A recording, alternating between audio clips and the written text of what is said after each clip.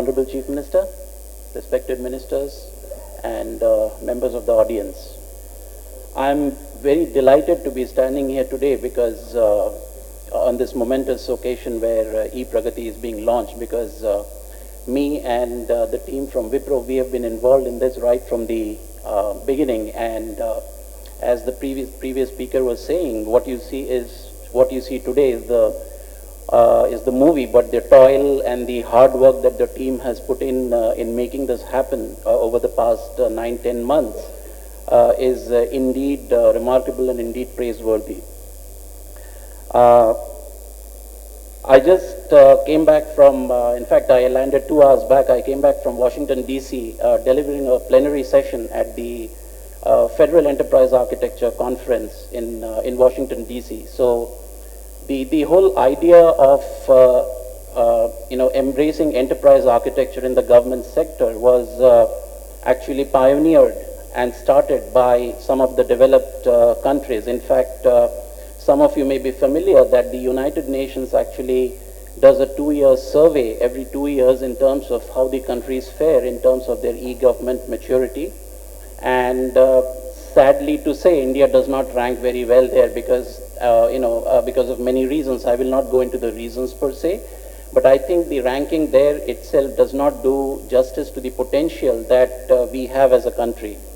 So therefore, this whole journey of enterprise architecture in terms of taking a whole of government approach and providing services in an integrated manner is indeed remarkable and indeed pioneering. And as Mr. Satyanarayana and Mr. Chandrasekhar have already said many times, that this makes Andhra Pradesh the first state to actually have a statewide enterprise architecture. In fact, there has been, we've been through many of the discussions, including the name, as Mr. Satyanarayana was saying, this is about development, this is about progress, because there was a reason why we did not want to use the technical term enterprise architecture, because many people do not really understand what it means, because what actually matters is what it can do for the state. And what we have seen, we as Wipro have seen over the past 6-7 months, that we have been talking to various members of the industry, professional associations, including the open group that Mr. Satyanarayana was mentioning, is that the whole project, whole initiative of e-Pragati has actually raised the interest in the country, not just among the state, but also the industry, in terms of understanding what enterprise architecture can do.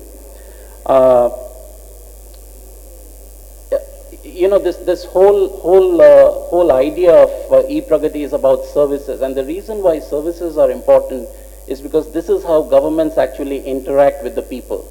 Technology is important, as has been said before, the E part is important, but that by itself is only an enabler in providing good services to the citizens. At the end of the day, the success of this e-Pragati will depend on whether it makes a difference to the quality of life of the people. We have already used those key principles and the guiding principles about citizen-centric services. That forms the core of enterprise architecture as such. Is technology important? Absolutely. As an enabler, it is absolutely important. We have reached a point where you can almost take technology for granted. We know that it will work, right? It is the services where all of the impact happens, and especially from a citizen-centric perspective.